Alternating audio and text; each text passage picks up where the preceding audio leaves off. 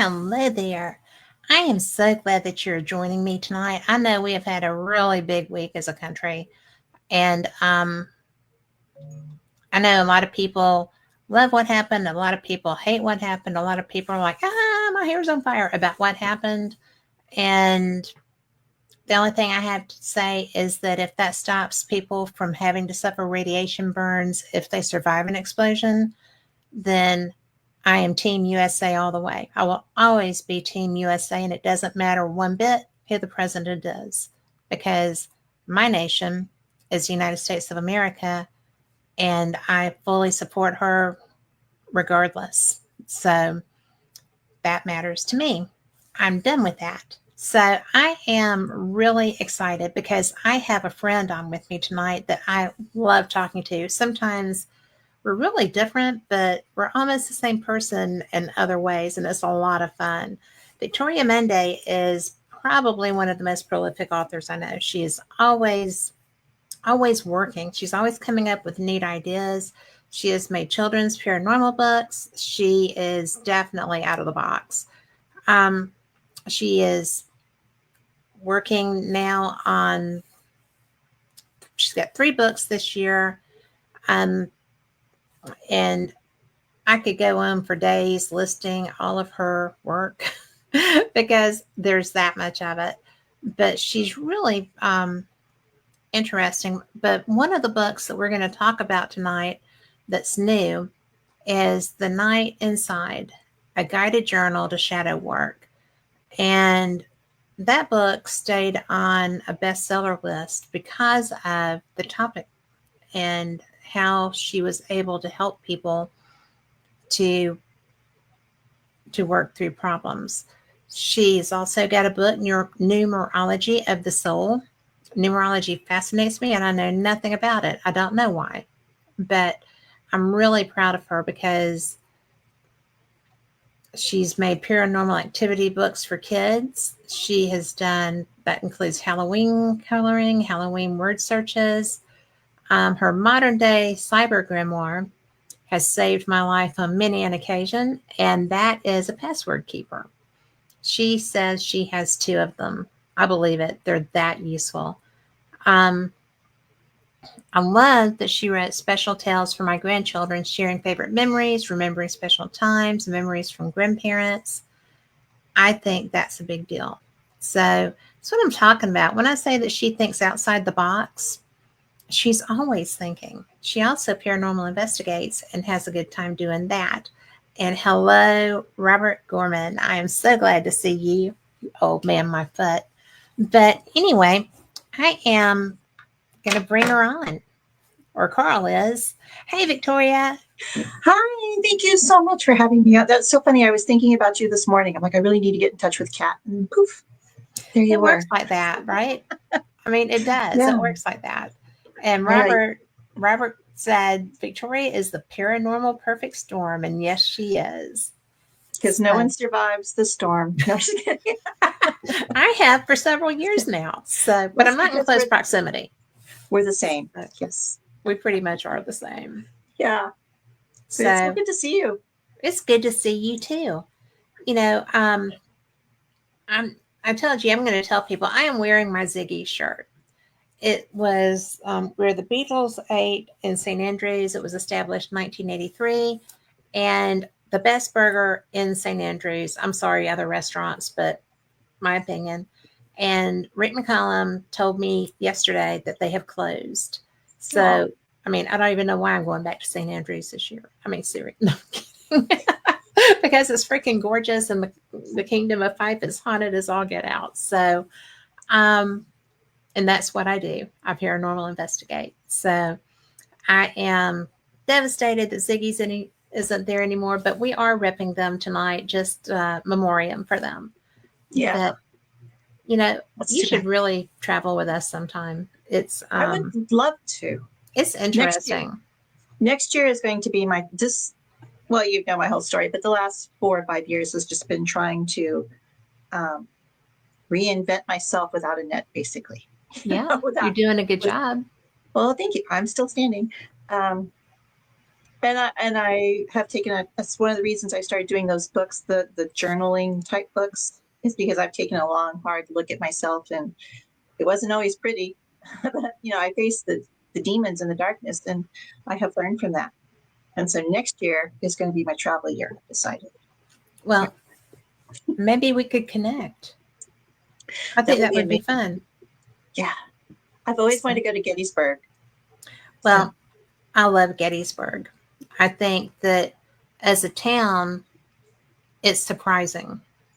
Mm-hmm. It's a very obviously old town. It's not the prettiest town. Yeah. But it is one of the most amazing towns I've ever been to. And I love history. As my friend Gregor Stewart in Scotland says, you would love him. He is also a prolific author. Ooh, and okay. His whole thing and Haunted Scotland's whole thing is, the history is the mystery. Mm-hmm. And so Gettysburg is full of both. It's so cool. And one of my favorite parts is going to the battlefields. You shouldn't investigate there. People do anyway. But I don't know what is happening with my stuff. I guess I'm talking about Gettysburg, right? The solar flares have gone off. Well, I think there's a huge difference between investigating and going there and just experiencing. And that's what I do. I don't, walk around with devices going, is there anybody here who wants to talk to us? Exactly. I go there, I absorb. Most of the time I end up crying. Well, you will see them. You will see them physically. Yeah. And that was my first experience. The first time I ever was, because I flew into Reagan that time and I was coming in a different way from how I come from Baltimore. And it was my first time ever. And I'm just tooling in, right? And down to my left, there was a gorgeous house, just a small period house. And there were people milling around outside it. So they looked like reenactors. So I'm like, oh, that's cool. They must be practicing, or maybe that's the thing. Mm-hmm. And so I'm just, because I'm driving, I'm not staring. When I glanced back over, they were all gone. And I was like, oh, and so it starts. I must be on the battlefield, And there's I'm sorry, go ahead. No, I'm okay. It was just odd. Well, that happens all the time. There's a place in Mineral Wells, which is about an hour from where I live. It was an old Camp Walter, I think is what it's called. But it's shut down now.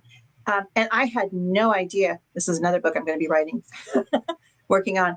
I had no idea we had German POWs here in Texas. And so they were everywhere. And so I get claustrophobic when there's too many people and too many vibes. I got to walk out of the room for a little bit. So it was a dark and stormy night. Actually, it was a dark night.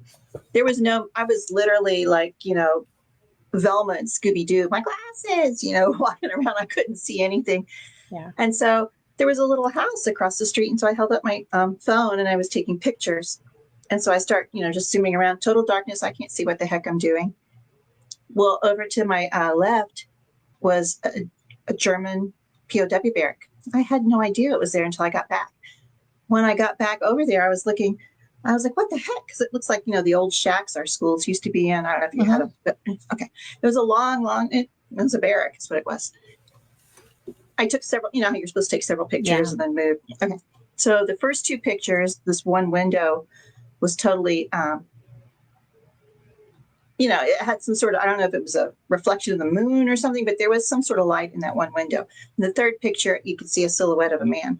I'm like, whoa, what the heck? And so I'm, zooming in and I'm lightening it up so I can get a better look. And then in the yard, there's all these figures of silhouettes. Oh, I'm getting goosebumps now, of men. So I go running back in there. Oh my God, you won't believe look what I found, and they're like, oh yeah, Germans, they were here. They were all over Texas. And half of Mineral Wells, well, not half of Mineral Wells, that's not correct. At that time, the Germans were released as trustees. And so they would paint murals and stuff. So the murals that are on the walls in Mineral Wells are from the German POWs. And it's just this cute little town. They're all over the place. There's a cemetery where the school is, or the school might have moved by this time. But it's where the Germans were buried when they died in that area. So it's a little German cemetery. So my idea, nobody steal this idea, okay, is to go to these old German barracks. Have someone like me who intuitive does the drawing and sketching and see what they can pick up, and then have a companion who does all the little ghost hunting equipment, see what we can find, create, something symbiotic of the two. And I was going to call the book Recaptured the Lost Voices, so it would just be EVPs and stuff like that. And there's like 70 or 75 former places in Texas where there were German prisoners. Get out. Yeah, I'm out. A lot of That's buildings really aren't there cool. anymore. I mean, that's really a great idea. So then once I started looking into that, then I'm starting to find all the territorial forts, because we had cowboys and Indians everywhere up here. Like, okay, that's not too far. I can go do that one weekend, just go sit out there. I mean, they're not going to, what are they going to do? Chase me off? I was like, I'm just sitting, I'm just drawing, just sketching, just crying. I'm not doing anything. Yeah. So it's not like I'm investigating. Yeah, that empath side is hard sometimes, isn't it? Yeah. Yeah. Yeah. I'm just being quiet, just being me. I'll let them do their, boxes and lights and stuff over there. But I think that would be fun. Yeah. Well, I think the boxes are fun because I'm always amazed. I don't give myself enough credit sometimes, right? And my friend Rick is always yelling at me for that. And Barbara Spur said, "Hello, Victoria." Hello, Barbara. But it's so funny because he's like, you're really good at this and you don't tell anybody. I'm like, well, I'm not doing it to tell anybody. I'm doing it for me because I'm doing it for me. When I connect with the spirit, it's so cool. And, I don't always hear. I will see. I don't always hear. But when I hear, I feel like they've had to put effort into this, right? And I get so excited because I don't need a box.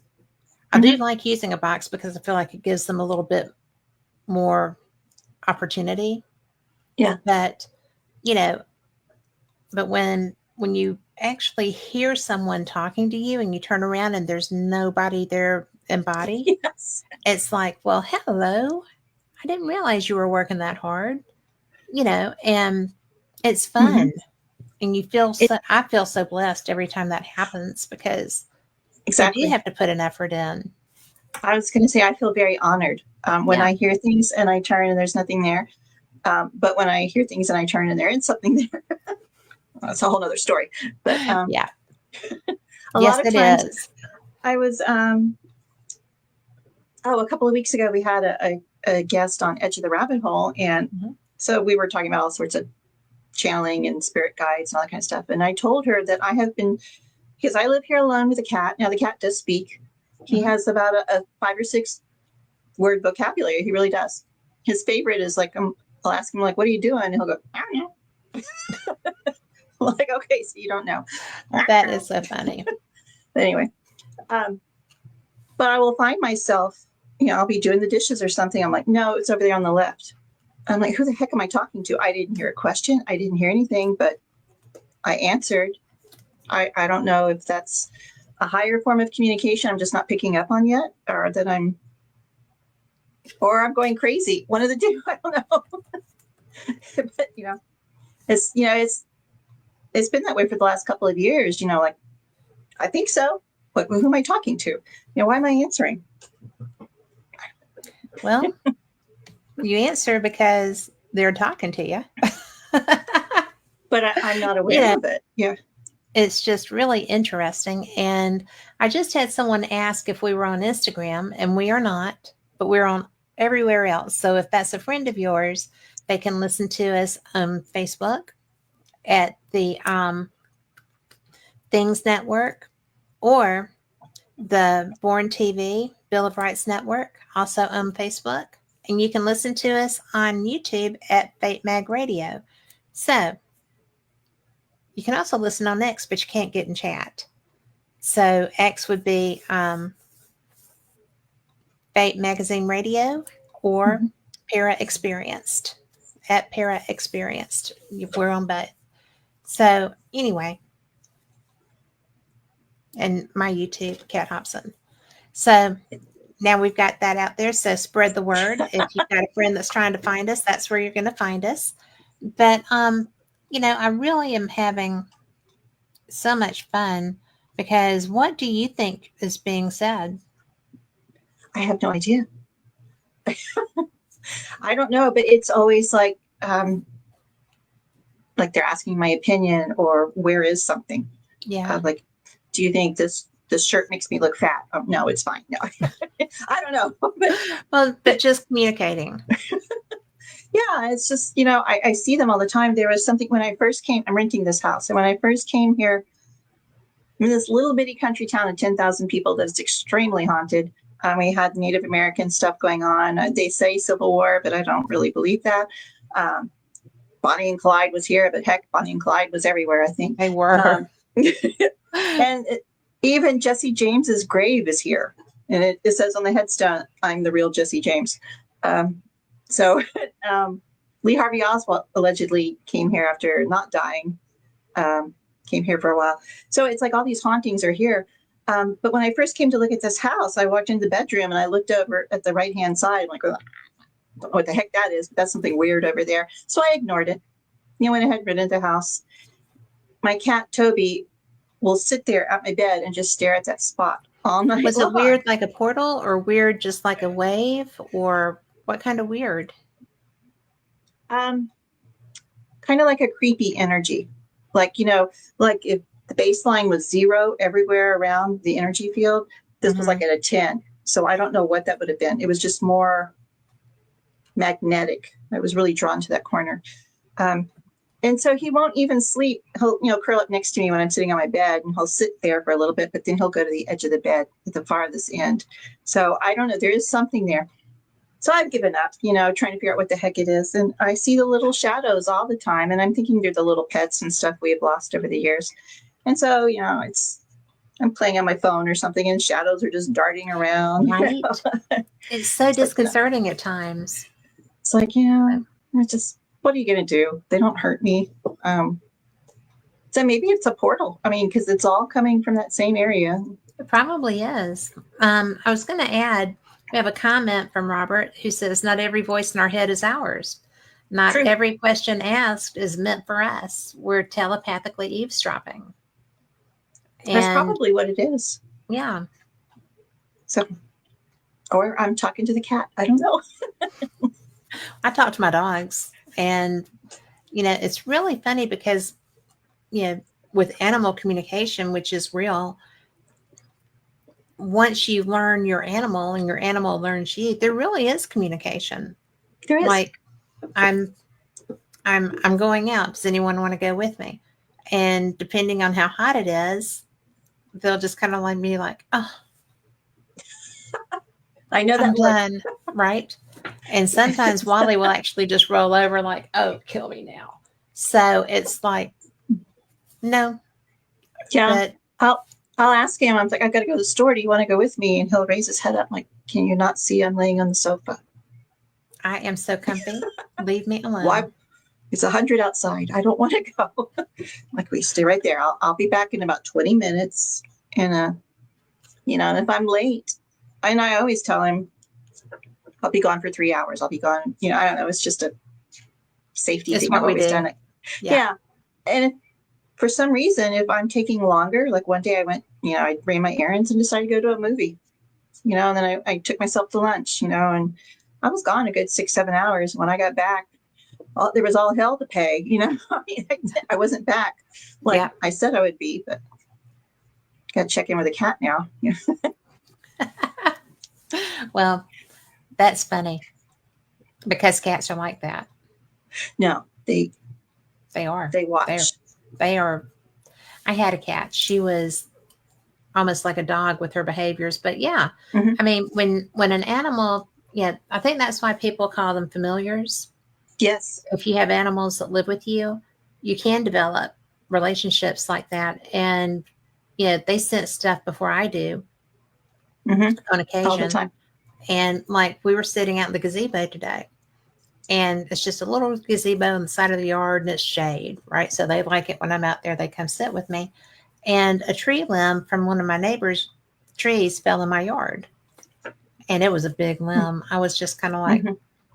I can't move that. But meanwhile, I heard the crack and then it came down, it landed on my fence and, just was kind of like posed up on the fence. Yeah. And they knew it was going to happen because they're wigging out and moving up to the deck. And I'm like, where are we going? What's after Right. us? Well, the tree was going to be after us. So it's really an interesting concept. I know there are a lot of books that I've read on spirit animals. There's a lot of books I've read on animal relations and, and familiars and things of that nature. And it's really, I am the least likely person to go with the familiars theme. Mhm. But I can't deny that when I adopted Wally, the most recent addition to our household, he's a great big dog. He's 88 pounds. Oh, wow. And he had been damaged, right? He had been hurt. And he was very leery because it was me and David, and we had Tipper with us because you have to meet everybody. And Wally was like, I don't think so. And I took a knee and got down in front of him and just made eye contact and said, I'm safe. I am a safe place. And, we love everybody. And he just kind of bumped me, booped me. Mm-hmm. And, he looked at me to analyze me. And from that point on, he has been imprinted on me, and I can't do anything in private anymore, ever. So, because he's big enough to crash a door. So, yeah. Oh, geez. Yeah, it's just kind of, but he gets along really well with Tipper. At first, he was kind of like her, and I was like, if you're going to live here, he was here first. Just saying. And same thing with grandkids, things like that, because they do listen to you. Oh, yeah. I think they're very precognitive because I also do Greg Koss's show first Wednesday of the month, and we do double Estes sessions across the country. And so a lot of times it's like we're talking back and forth to each other, ding, ding, ding, ding, or we're talking about weird stuff. And extraterrestrials are coming through now. But it never fails. Oh, yeah. There's a lot of stuff coming through. But it never fails that he will come in here because, you can see him, he'll walk and you'll see the tail, coming by like a shark. He knows when my dad and my husband are going to come through because he'll start. There's one time I had my earbuds in, I couldn't see. And, I look into a crystal ball because I do scrying. And I didn't know it, but he was just jumping up in the back of behind my chair, and he was screaming and making noise. And the words I was hearing, it was actually my 30th wedding, or would have been my 30th wedding anniversary. And the words that were coming through was, hi, I miss you, I love you, I'm here. And he was jumping up and screaming, and I didn't realize it until I played it back. I'm like, oh my God, he knew Scott was here. So it happens all the time, and he just did it again this last week when I was involved in a phone call that wasn't going well. He was doing everything he possibly could to get me off the phone, which ended up being the best thing I could have done to break that connection. That's so good. I mean, yeah. We're kind of weird. Yeah. I like it. It's a good weird. It gets even weirder. Because part of the stuff, and I'll tell you this because you're a friend, and I know your listeners are friends too, but I've done a lot of self-reflecting over the past couple of years. I have no family left. I have no relationships. It's just the cat and I. And I have come to a conclusion that I'm going to do things to make me happy now. Now I have to figure out what the hell makes me happy. That's a big ticket. I don't know. Well, that's taken a year to figure out. But I have discovered, and it's not advertised. You have to know somebody who knows somebody. But they're deep in the East Woods, the piney woods of East Texas, there is a tiny house community. And it backs up to the woods. And I'm like, that's what I want to do. I want to, because I pretty much have a tiny existence. I want to buy a tiny house. I'm going to move to the woods. I'll live there with my cat and do my remote work. This is every girl's dream. I can make Yes. candles. I'll have my apothecary table, and I'll live in the woods. So yes, that's what I want to That's do. pretty exciting. Yeah, and it's Bigfoot country too. So there's a lot of cryptids there. We do Really? CE, yeah, we do CE5. So if it's out as remote as I think it is, you can see the stars. It'll be great. That would be the best part. Yeah, I'm excited. Just need $1 million, but it'll You need come. Amazon because they sell tiny houses that are not expensive. Well, these are a certain kind. They have to have a RIVA title or something. They have to be less than 399 square feet because there's no property tax. So it's just this cheap little house out in the woods. Look on Amazon. I mean, Okay. just look. I'm telling you, they have shoeboxes to mansions, but they do sell tiny houses like little mother-in-law houses or windy Yeah. houses to put in the backyard. You can get those on Amazon. That's my next big project. I'll be out there in the woods writing my little books, making my candles, And having a good time. living with my cat. I'll have a margarita machine on the front porch. Well, if you have a margarita machine or a Margaritaville margarita machine, yeah, Come on. that's a good day. There's room. Yeah. They can sleep up to 6 or 10 people depending on what floor plan you get. So Yeah. what a Do they party. have floor plans to choose from? Oh yeah, and then they'll customize it. Like if you don't want a wall there, they'll change the wall. I don't need a dishwasher. I need the wine cooler cabinet. So that's one of the things I want. Next, I put my Diet Coke in there. So Well, sure. Do they have water? yeah, everything is hooked up. It's on a septic, but your water, everything's included with the rental price of the plot except electricity. So Well, that is sweet. And if you really wanted to blow large, you could get one of those small washer dryer. They're They come- all one unit. they come with it. We use those in Scotland a lot. Yeah, they come with it. The refrigerator comes with it. Everything, the oven, stove, everything you can think of. Oh my gosh, Victoria. I know. Let's go. Come on. I asked them because it's word of mouth only. I said, well, if I get like three or four people to move up here with me, will you name a street after me? Can there be a Victoria Court? It's like, maybe. So. Court would be good for you. Right. I get a golf cart. Just drive around my kingdom. Anyway, that's nothing paranormal in that. Wouldn't that be fun? It's a little freaky for us. And a good time. Yeah. I'll be out there Monday way. Good one, Barbara. That was a good one. So every day is Monday with me. But in a good way.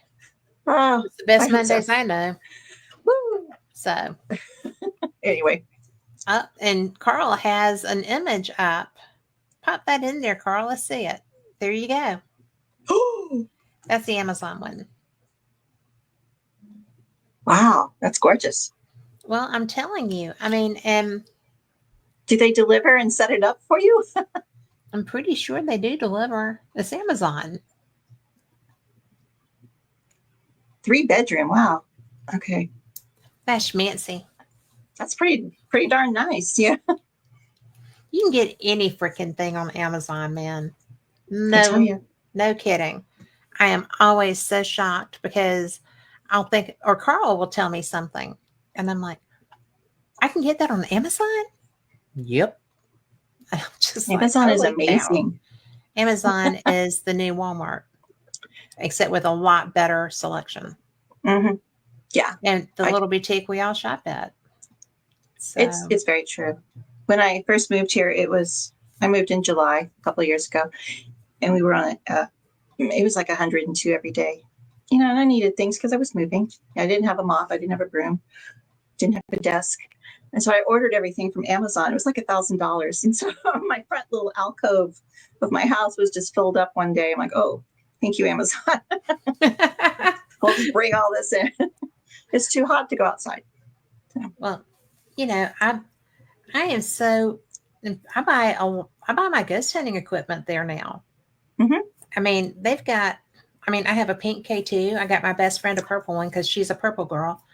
And, I mean, I'm buying equipment that I know is mine when I see it. Right. Right. And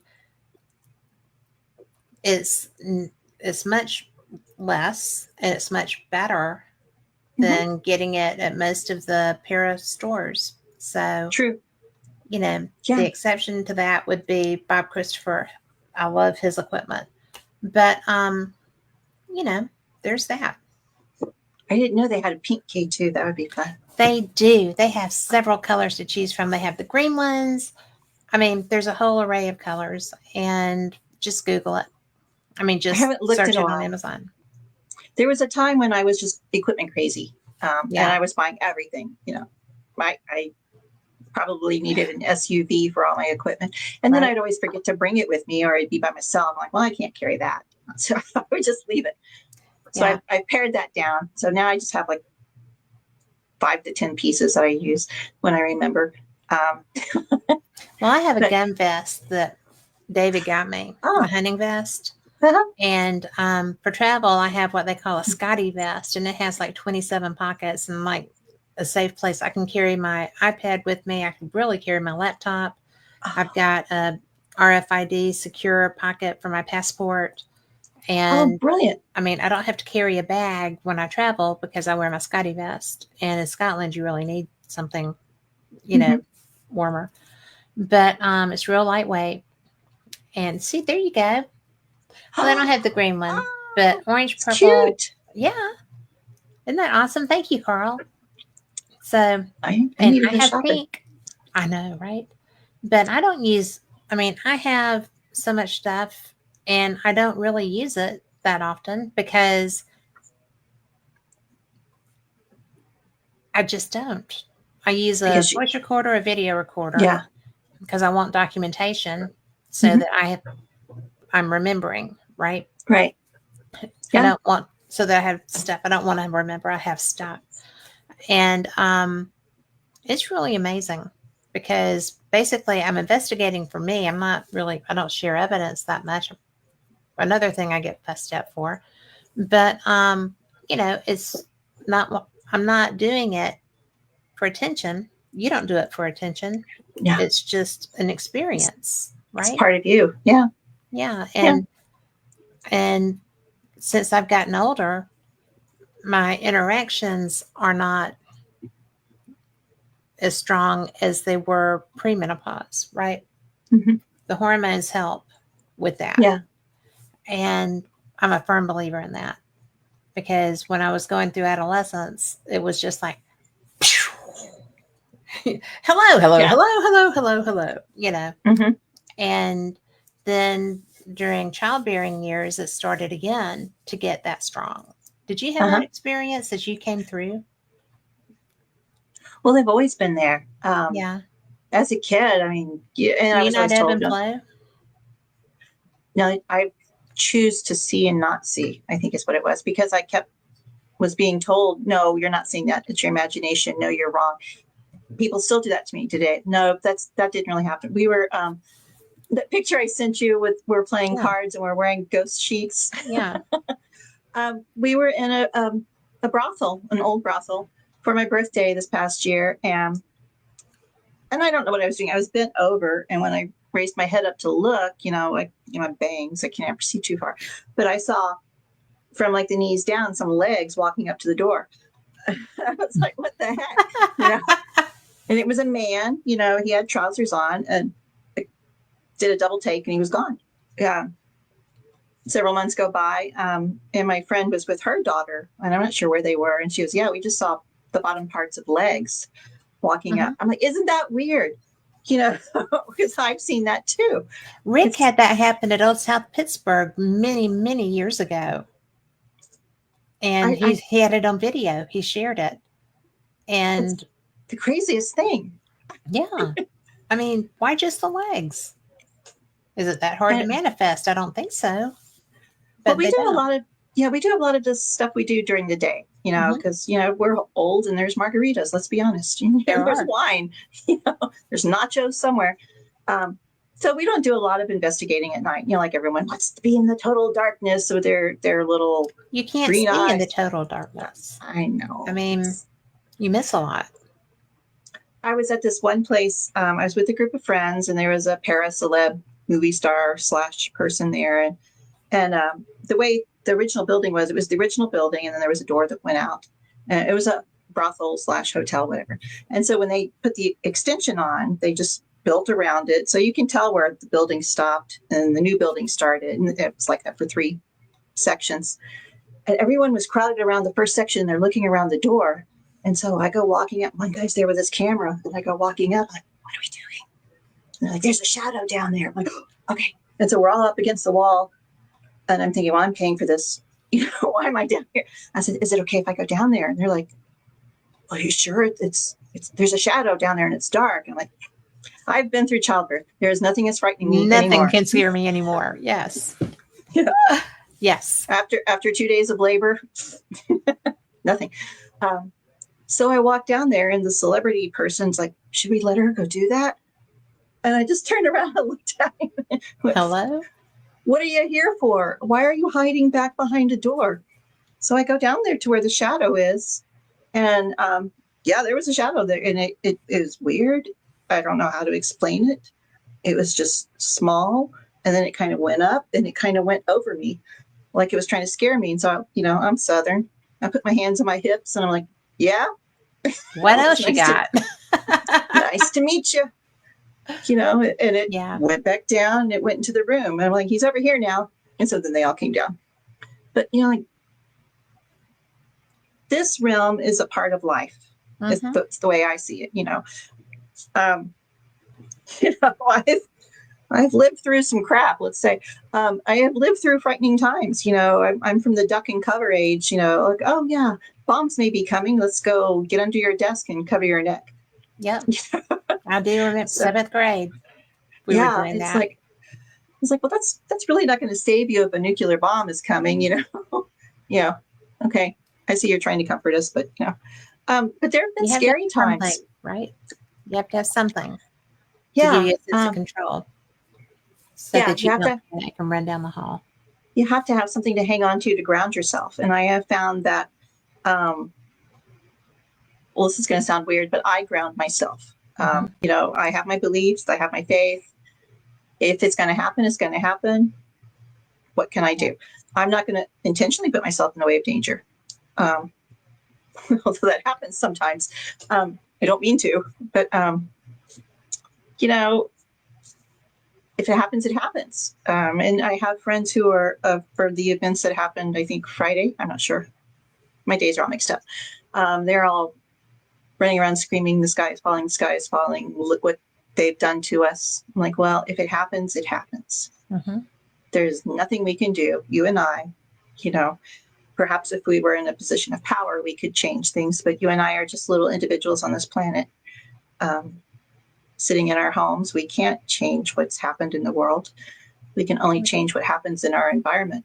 Yes. And people, I mean, I understand wanting your voice to be heard. I understand wanting to take ownership of an environment and trying to have some semblance of control. Mm-hmm. And that's what that is. But if your hair is on fire every time the wind blows or a leaf turns, then you're burning yourself up. You're not initiating change because you're not taken seriously anymore because you've screamed the sky is falling too many times. Exactly. And I'm with you. Maybe it's because we're of a certain era or a certain age, or we've just seen so freaking much that now nothing else is going to phase us because you know what? Bump that. We've got this. Yeah. I agree with you. You can only wig out so much until it's just exhausting. You're not implementing change. All you're doing is making people sick of looking at you and immune to your voice. And, you know, Yeah, you I've been just that way can't do for. it. That's very true. I used to work for the Walt Disney Company. That's what started this domino effect of being laid off every time I got a job. That's where I realized, looking back now, I should have made a change in my life back then. I think I would have stopped all this chaos I've gone through over the past few years. But we had like a 2-month notice that we were going to get laid off. And it was just me and like 2 other women and 35 men. Because, it was the sports network of Fox. And they're running around like, have you looked for a job? What are you going to do? Where are you going to go? Where are you going to go here? You have to go to New York. You have to go to LA. There's nothing left in Houston. What are you going to do? And they were running around in this henny penny, mindset. And so I would look at them. Finally, I got so tired of them saying that. I'm like, we're just going to die. So it doesn't matter. That part's inevitable. Yeah. So that's what I need to worry about. I will figure out the rest of the part. There'll be something that'll show up. Might not be the right thing, but yeah, I've learned. But they're like, yeah, that's very que sera, sera. That's very Doris Day. Well, but I have found that I'm a lot happier when I live that way. Can I read you 2 comments that Robert has made? Yeah. The first that we haven't gotten is, it's surprising how many ufologists and ghost chasers run when they encounter what they're hunting for. Exactly. And I mean, it is ufology as well. People that go looking for CE5, who go to CE5 experiences, are just like, oh my God, panic. And it can be scary. So be sure you know what you're asking for. And then he said, past, present, and future are simultaneous. Changing timelines is harder than it looks. And he's right. Yeah. That's one of the things I've been working on, is trying to change my timeline. And I realized I think I did succeed and do that for a little bit, because everything started working right for me. Everything started falling into sync. Everything was it was like I was blessed. But then I had personal tragedies happen in my life. And I realized when I asked to change timelines, I didn't ask for those people to come along and be on my new timeline.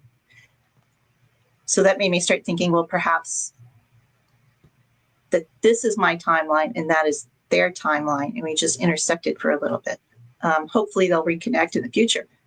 Fingers crossed. But yeah, it was a little like, swerving in the middle of the lane. You didn't know which lane to get into. Do I want to go back and be in that horrible, horrible existence, but I'm with them?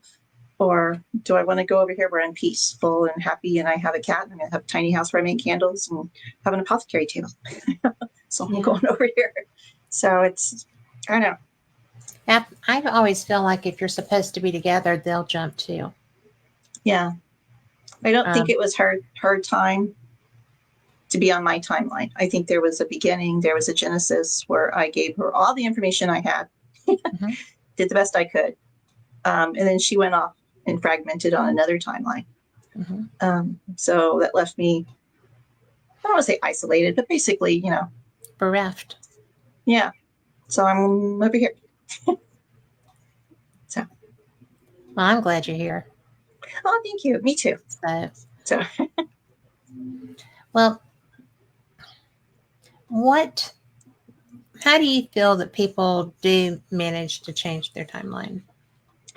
A lot of that. Have you ever tried astral projection? Sorry, my Southern slipped out. Astral projection. Astral projection. Well, actually, I have done it without trying. It was very disconcerting and kind of freaky. It tripped me out. We were, because I've always been interested in metaphysics, since I learned what the word was. I want to say Shirley MacLaine opened my eyes. Okay.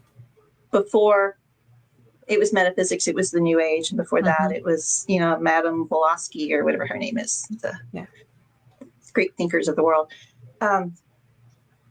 And so I started doing there was a lot of occult studies, and I'm like, well, that's just not my path, and then I found like philosophy, and that was a little bit more my path. And philosophy and religion and self-help and New Age, and then it just kind of all goes together, and hey, it's metaphysics. And then there's Alexander Crowley and all this kind of stuff. But anyway, about 10 years ago, I had a little group of friends, and we were joking around, like, wouldn't it be funny if we ended up trying to project over into what's her name's dream? And so for 7 days, every night as we go to sleep and start hitting that theta wave, I'm like, I'm in so-and-so's dream. I'm not interacting with her. I'm not interrupting her dream. All I want is for her to have the most peaceful, restful sleep she could possibly have. And so I did that for 7 days. Yeah. I don't know if I went over there or not. But then we had lunch like a week or so later, and she's like, I have been having the strangest dreams. I'm like, really? What happened? And she's, you were in them. I'm like, I was in them. What did I do? And she's like, you didn't do anything. You were just kind of in the background. I'm like, okay. So I always just called it dream walking, but it's when you get to that theta stage, you just keep saying to yourself, it's like somewhere in time, when Richard Collier was trying to get to go see, I forgot her name. Jane Seymour. Yeah. You just keep thinking that's the best movie. Just makes me cry every time. But you just keep thinking that you play it over in your head as you fall asleep. And I think when you hit the theta wave, if you do it enough, you actually are carried along. And it's the same thing. I forgot what the original question was now. Shifting timelines. Oh, okay. That same thing. It's like, I want to be on the timeline where I am the happiest and the most successful. And you just kind of keep thinking that. And then you imagine in your head, like, what would being happy and successful look like? I have no idea. It's very personal. I know I was there with Toby and we were having a good time, and I don't remember seeing any family members or friends. But I could feel in my heart that I was really happy. I was excited. I knew I was writing. I knew I was finally able to speak my truth without people going, you're stupid. What are you talking about? That's not how it works, because that's the way people have always treated me my whole life. But now everyone that I loved and I care about are now gone. So I have this kind of freedom where I can say that, and I really don't care what my next door neighbor thinks of me. I'm not on the roof with a telescope looking for aliens or anything, but I'm doing my own thing quietly and privately in my backyard. I'm not hurting anyone. So I'm living my authentic self. That's the key, I think, is being authentic to yourself. And yet people find that to be one of the hardest things to do. It is. It's incredibly hard. It is. It's society has a lot of dictates. Yeah. I had a friend a couple of weeks ago who told me, man, I wish I was like you. I'm like, no, you don't. Believe me, you don't want to be like me. She's like, no, I wish I was as independent as you are. I was like, I'm not independent. I am self-sufficient. There is a huge difference. There is a huge difference. I have no one to help me. I have no one. If I drop something, and I have a mobility problem, if I drop something on the ground, now I got to figure out how to pick it up, because I can't get down on my knees and get it and get back up. I'm getting there. I probably, hopefully by the end of the year, I'll be able to. Right now I can't. And so if I drop something, it stays on the ground for a little bit until I really need it. Grippers, so, the little grippy things. I've got really good coordination with my toes. That comes with necessity. Yes. Yeah. So you work on that. Being self-sufficient is incredibly different from being independent. Yes, it is. So anyway, I forgot the question again. See, we're back to timelines, and then a woman telling you that they wish that they were as independent as you are, when it's very difficult to be independent. Self-sufficient is one thing. It's very difficult to live independently. You have to stand in your authenticity, and a lot of people tell you you're full of crap, and sometimes it's very isolating to keep hearing that same negative message over and over.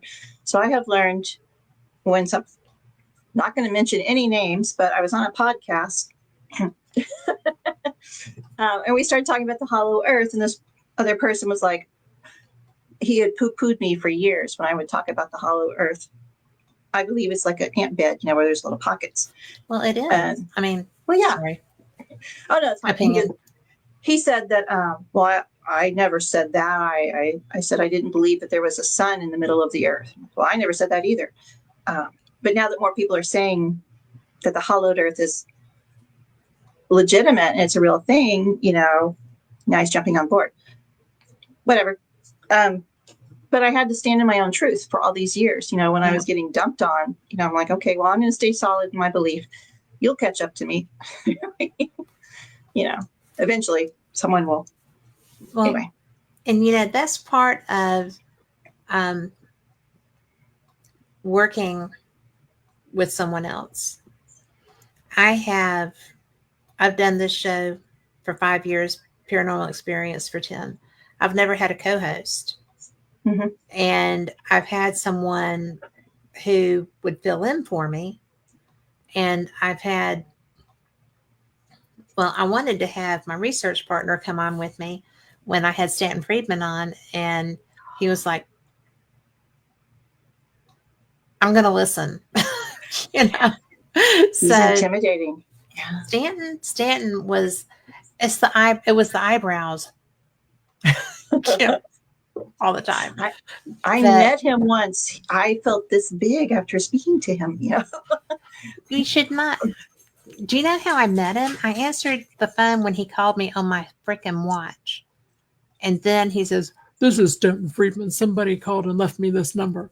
And I'm like, I'm going to have to call you back. I was like, I'm Dick Tracying you is what I told him. I figured he would understand that. Right. And he was like, when I called him back, he was like, "What is this Dick Tracying you speak of?" And because I did get to meet him and did get to spend time with him, so I can just, but and I was like, I had not been doing Paranormal Experience for very long, right? I was still fairly new, and I just shot for the stars, right? I wanted to know about UFOs. Who am I going to talk to? Stan Friedman. And so it was so funny because he's the nicest person I've ever met, as far as being willing to, well, not ever, because there's a lot of people I've been fortunate decided that they would help me to understand things that were beyond my ken. But it's really interesting that person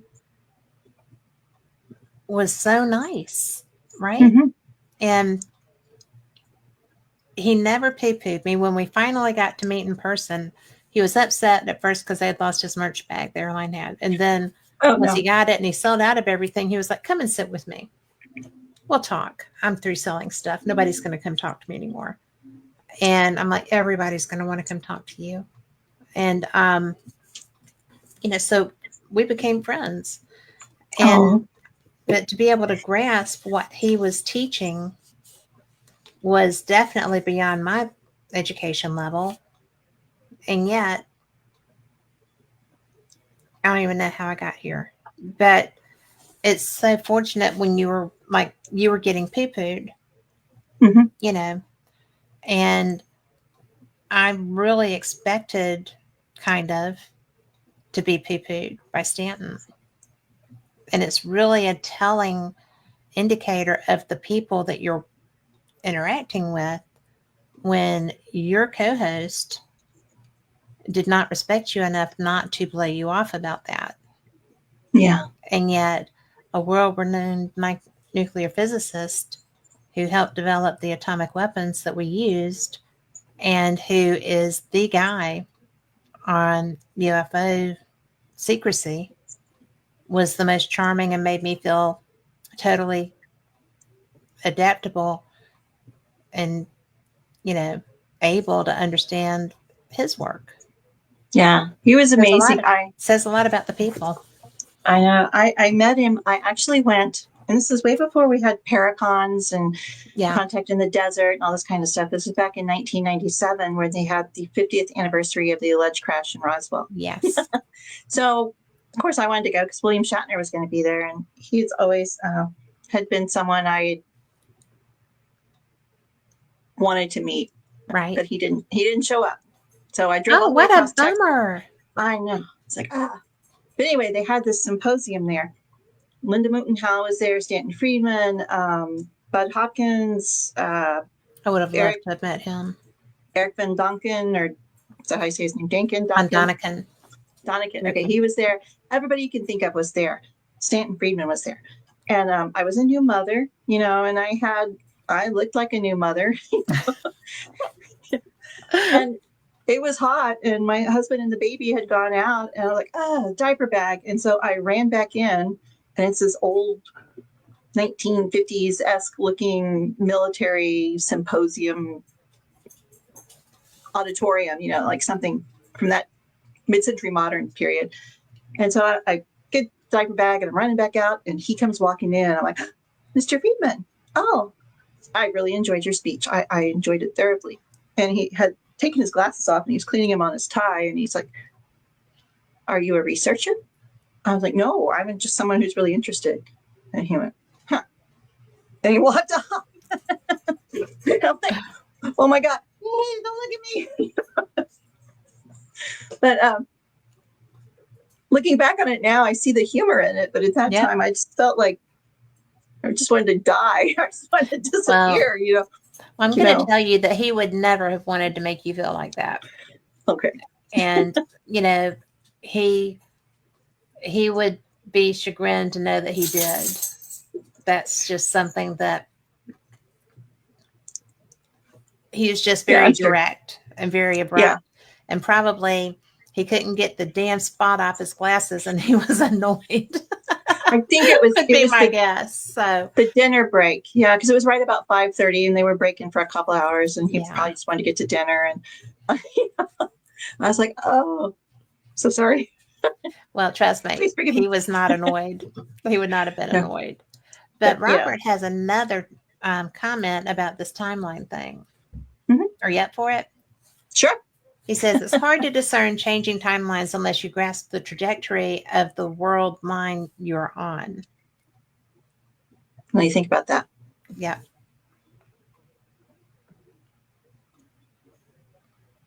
Yes, I kind of agree. I kind of understand what he was saying. I had in the past, and this is part of the long, hard look of my life.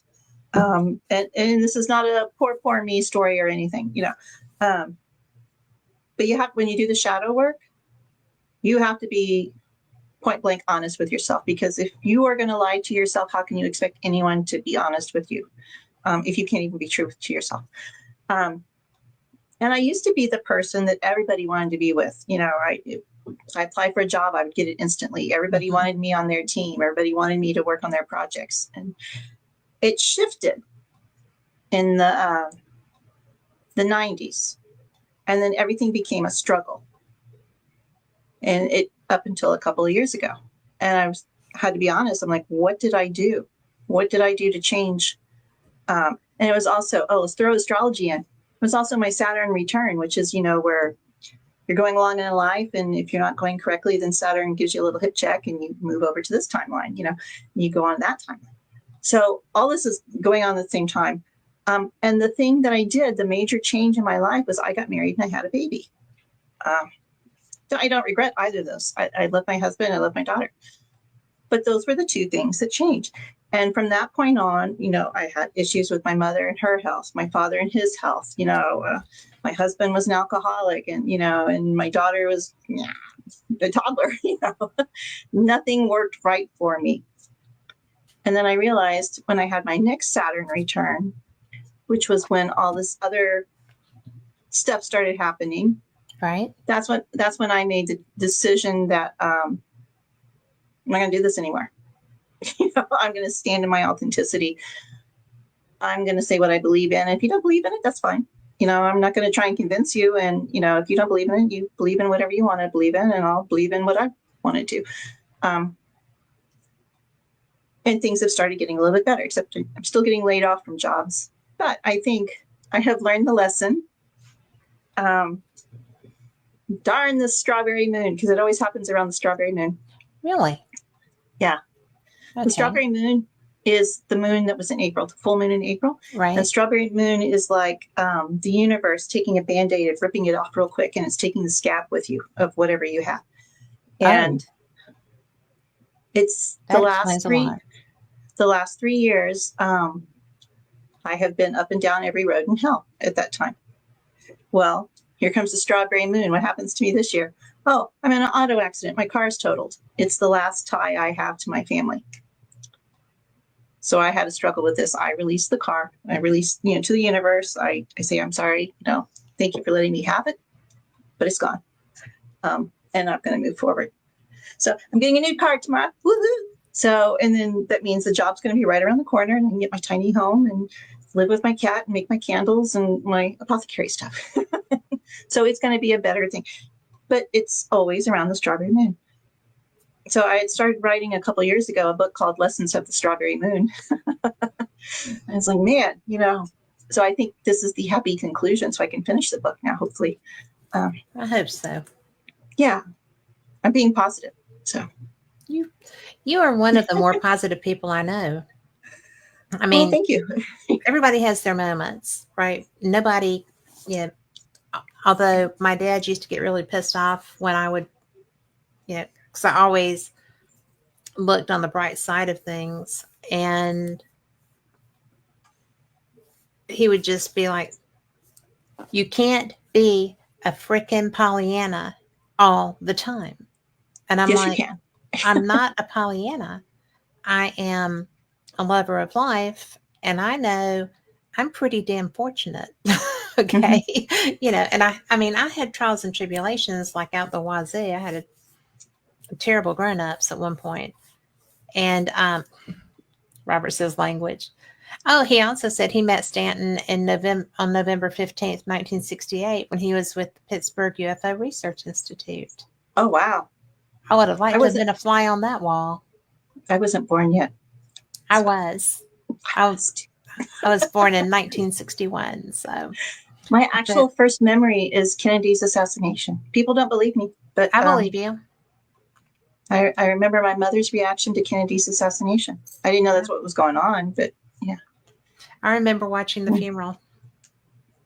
So that I don't. I just remember how angry she was because it interrupted her story. As the World Turns was on, Yeah. So anyway.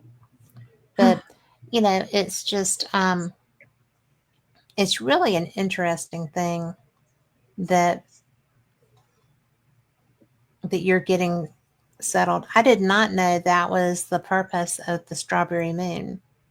I am the world's worst on astrology. And my birth certificate is the only birth certificate I've ever said that doesn't say if I was born, what time I was born. There's nothing on my birth certificate about that. And there's no one I can ask left. Right? Wow. So I was having an astrology reading at the Eureka Springs UFO conference. And the lady was like, well, I can't really go to specifics. And I'm like, because, just assume if I was born in the morning, give me this one. If I was born at night, give me this one, And so, but it was an eye-opening experience. I'm amazed at how much you know about that. I think that's cool. I've had that kind of time. I just enjoy you because you are so diverse, and you're pretty nice too. Oh, so are you. Thanks. Oh, yes. But what does the Strawberry Moon always have that effect? Not usually. It comes right after the eclipses, and the eclipses. I can tell you a story, but if I start crying, I'll stop. Well, if you start crying, just take a deep breath and know I love you, and we'll wait or move on. Don't feel pressured. If I rush through it, then I don't cry. The lunar eclipse highlights a certain area in your chart, and this one certain year, it was in my house of career. So what it does is it's dark, it's dark, it's dark, it's dark. All of a sudden the moon shines. It's dark, it's dark, it's dark, it's dark, because it's a lunar eclipse, right? So that brief instant, you get illumination, literal, illumination into an area of your life that needs changing. This was in my house of career. Okay. The thing I wanted to do was to be authentic, write books about my experiences, about the things I know, the things I believe in, and not have people go, you're full of shit. I'm sorry, Robert. You're full of poo-poo. that's what I've always wanted. And I think I'm finally getting to that point where if people don't like it, that's fine. Whatever. um, and then 2 weeks later, the solar eclipse comes. And Okay. whatever the lunar eclipse highlighted, your problem, your sticking point, it's going to be removed. It's going to eliminate, sun's going to shine. It's not going to be there anymore. Does the sun cleanse it? Because in the sun, everything's bright. There's nowhere to hide. You can't hide anywhere. You can see, Right. even in the shadows, you can see. So I knew the thing that was holding me back in my career was my family. For some reason, I cared what my father thought, So, I kept that part of my life hidden. So when the lunar eclipse popped up, I knew that was my obstacle, was my father. And I knew he was going to die. So I called my stepmom. I said, hey, what's going on? And, we were chit-chatting and stuff. And she was like, oh, I got to go. Your father's outside. He's in the field. He's covered in blood. I'm like, what? Oh, my God. Go call 911. And apparently he had passed out. And he was literally in the field because they lived on a farm covered in blood. He hit his head. So she took him to the hospital. And I was just freaking out. I said, he's going to die. And I told my daughter, he's going to die. And she's like, oh, you say that all the time. No, he will be dead in 2 weeks. Well, in less than 2 weeks, my father had died. So the obstacle, the thing holding me back, which I really don't consider him an obstacle, but it was like the sticking point, if you want to call it that, was removed. So ironically, and the solar eclipse was going on someplace on the other side of the world. The day he was buried, he was actually buried during the solar eclipse. So I was like, Wow. okay. So, you can't get much more precise than that. It wasn't happening where we were in Texas, that it was going on. It's kind of funny because it was in a old, we're out in the country, in the cemetery. They didn't even mow the yard or anything. It was just weeds everywhere. And so on one side where his grave is next to my grandparents and everything, the whole family's over there. On the other side, when we get out of the car, there is this bagpiper, old man. And the grass is like this wispy spear grass is what we call it. I don't know what it's really called. And it's like he's wearing a kilt and it comes up to his sporran. And so I'm there with my friend and I grab her arm and I said, do you see that man over there? Is he over there? And she's like, yeah, I see him. Because I'm like, this is just the strangest thing. Why is there a bagpiper in Central Texas? We're German. We don't have anything to do with bagpipes. Yeah. So she saw him too because I thought maybe I was just seeing him. Because he's standing that over happens. That does happen. He's over there with a bunch of graves, and the grass is tall and there's a bagpiper. So, when when they were finishing up the service, he started playing something, Amazing Grace or something. I'm like, okay, he really is there, right? He's just Was your dad Scotch? No, we're German. Okay. German Americans. I don't know where he came from. He wasn't in any sort of fraternal organization that would have had a bagpiper. He was Lutheran. I don't know. I don't know where the bagpiper came from. That's interesting. It's just weird. Anyway, that's what happens. So when the solar eclipse and the lunar eclipse are very strong energies, and they don't always happen precisely on the day, except in my life, the energy goes for 6 months, basically. Okay. And then 6 months later, there's another solar and lunar eclipse. And it's like, okay, for example, December, the full moon last December, highlighted wherever Capricorn is. The full moon was in Capricorn. 6 months later, this upcoming full moon, it's supposed to, the seed was planted then, and it's supposed to take fruit, bloom right now. So whatever the seed was you planted back 6 months ago, is supposed to bloom with this full moon. And it happens, guess what? Say it with me. It's in my house of career. So it's like, okay. That's when I started looking for jobs. Right. It's like, so fingers crossed. You got it, girl. I hope so. I know so. Yeah, Just it'll work. it. Yeah. It's mine. It's mine. But yeah, so the strawberry moon, I think because it was tied into those lunar and solar eclipses and they were so powerful that year, that energy just kept coming on. And it was just like, you ever been hit by your grandma's house shoe? It flaps, but it stings when it flaps, it's astrology. Southern astrology. The house shoe, Southern astrology. I love that. Well, it's so interesting because so many people, and I mean, my grandma, I always laugh and say she was New Age before there was New Age, right? Mm-hmm. She was gifted. My mom was gifted. I did not know my mom was gifted until toward the end of her life. She had Alzheimer's. I took her to dinner and she was asking about, the paranormal, the name of my show. And I was like, Paranormal Experience. And she says, don't you just hate it when they line up along the bed and they won't leave you alone? And, and I'm like, really? She's like, I always just told them, go talk to my mom. I'm little and I have to go to sleep. And I'm like, okay. I mean, we were in the middle of a restaurant. I had gone to her residence home, taken her out for lunch. And this is the conversation we're having. And she had Alzheimer's, right? And she was clear as a bell. I was just like, and grandma too, really. So that apple didn't fall from the tree, but it was just like, nobody talked about that. Exactly. It was the same way in my family. I remember being little, my mom asking me, what do you want for, Christmas? But, I want a new Barbie. Hey, honey, here's your Farmer's Almanac. I don't want no Farmer's Almanac. I'm a little girl. I'm in the South. I want a Barbie. And so I learned about, tides and which crops to plant, and astrology was in there, and it was a Farmer's Almanac. I don't know about it now, but it was very detailed. Yeah. There was an astrological forecast. I'm pretty sure it still is. That's what I grew up learning. Plant. Yeah.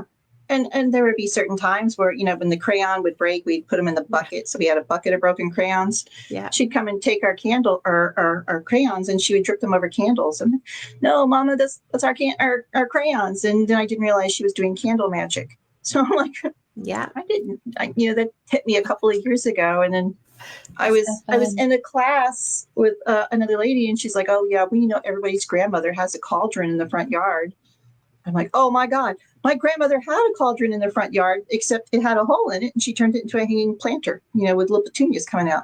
Yeah. So I'm like, oh my God, I never even it was just a big hanging basket we were supposed to stay away from. I never clicked. And so they were like that. But they were Baptist. Interesting. We didn't have a cauldron, but we had Jean Dixon religiously. We had all of her interests. And it's funny because my fourth cousin found me on Facebook, who lives in South Alabama. And her opening foray and her message to me was, hi, I'm your fourth cousin on your Duke side. And we have a lot in common. That's so cool. Like, really? So it is cool, but it is genetic. Mm-hmm. I find that fascinating. I had no idea that it was such a strong genetic factor. But no one ever talked about it. That's just it. They would identify as Baptist women, They go to church on Sunday, but they're doing candle magic. Yeah. And, it's so, how old were you when you realized that's what that was? Probably about 10 years ago. I just, it clicks when somebody says something. I'm like, I never thought of that. The whole cauldron as a hanging basket, that just, that blew my mind. I was like, because we were always told stay away because it was huge. It was a huge cauldron, like, hocus pocus, and it had the little tripod it was on, but, you're like, get away from that. If that falls, that'll kill you. Yeah. Because it was huge, but it had. We had something that if it falls, it would kill you. Yeah. I don't remember what it was. It's a cauldron, I bet you. I don't know. But my other grandmother was so strictly Southern Baptist, like, boom, boom, boom, boom. I mean, and there's no way that there weren't skill sets there. And yet they were so completely unacknowledged. I know they were unacknowledged, but she was Yeah.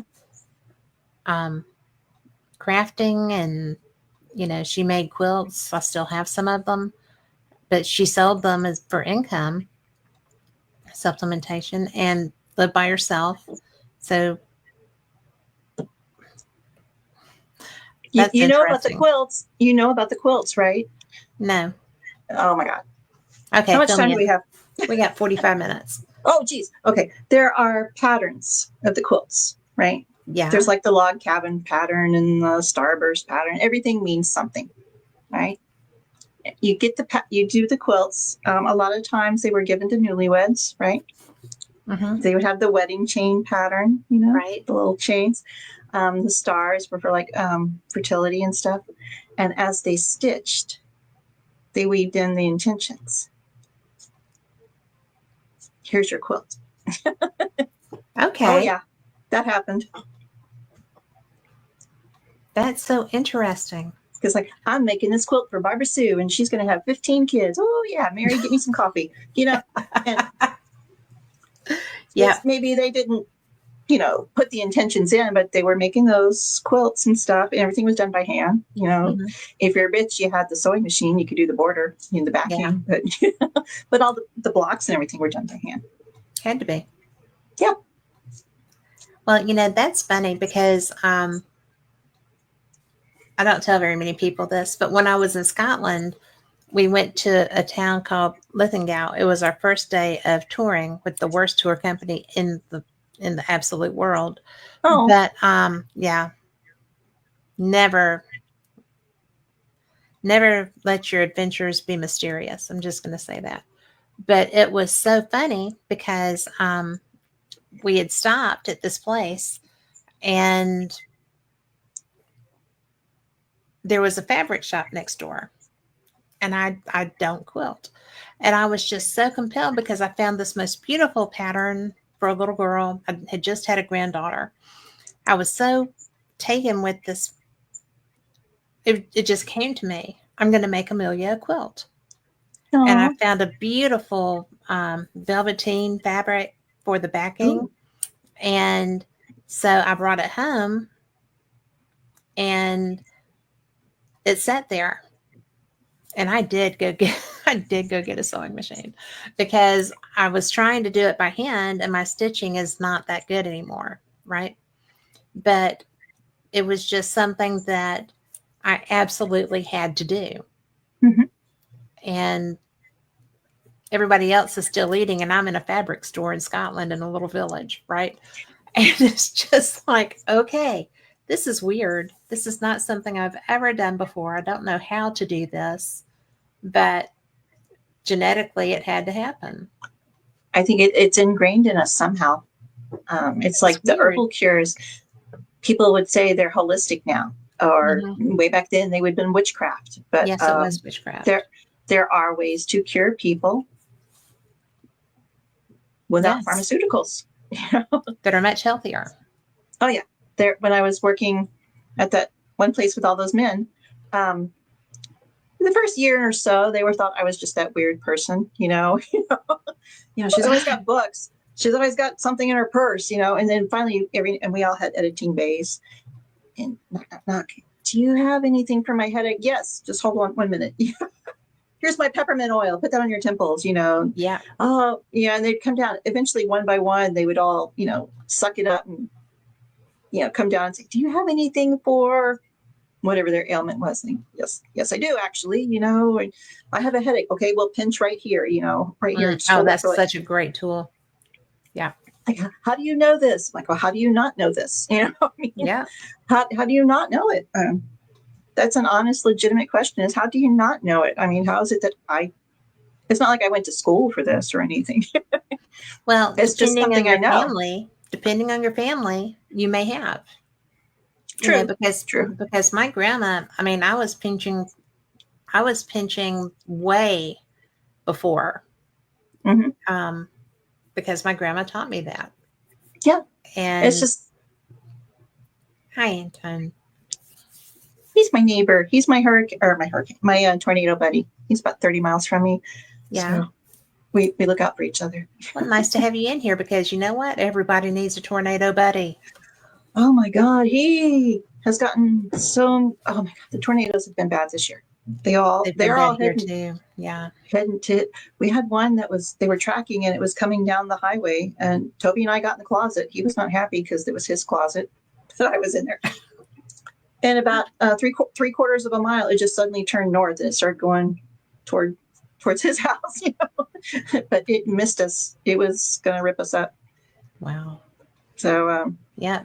Carl's our producer and friend Carl has been dodging them left and right.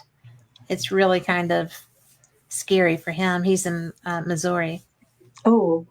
So they've been getting nailed. My little buddies all year. Here now. Yeah. Well, it's got to stop. That's all I can say. It needs to stop. Well, I don't think it's going to because it's just so freaking hot. It is unnaturally hot. Somebody is jacking with the weather, and I'm going to tell you that I know that's a thing because I was out on the Atlantic Ocean in Sandy on a cruise ship. Yeah, and that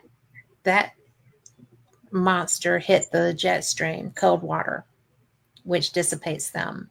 It should be, yeah. And it got stronger. And then it hit Jersey. So people messed with that. That was not a natural storm. They don't strengthen over cold water. But and I'm not even a conspiracy theorist. I'm just a storm watcher. Yeah, right, exactly. And you know these things. So right before that last round hit us, there was it was like every Sunday. It was always every Sunday. It was getting to be a joke for like a month. Yeah. Some freak storm would show up. And 2 days before that really, really bad one hit us up here in North Texas, there was some guy on YouTube 2 days before. And you look at the weather forecast and it's like, oh, chance of rain. But he was showing the radar, coming out of Houston, and there were like beams coming out of Houston. And then 2 days later, all those tornadoes hit us. And that's just too weird. You cannot. I mean, I'm so sorry. But I mean, I was never a conspiracy theorist until I started paying attention. Exactly. Now I'm a conspiracy realist. Yes. And, doing Fate, this magazine has been in publication since 1947. We have had topics covered. Every topic has been covered multiple times from different perspectives. And, started out with ufology. And it's just anything really interesting that can affect people's worlds or doesn't. I mean, it's just really so full of information. And if you go back through the archives, it's just mind blowing. And I so love cool. Fate.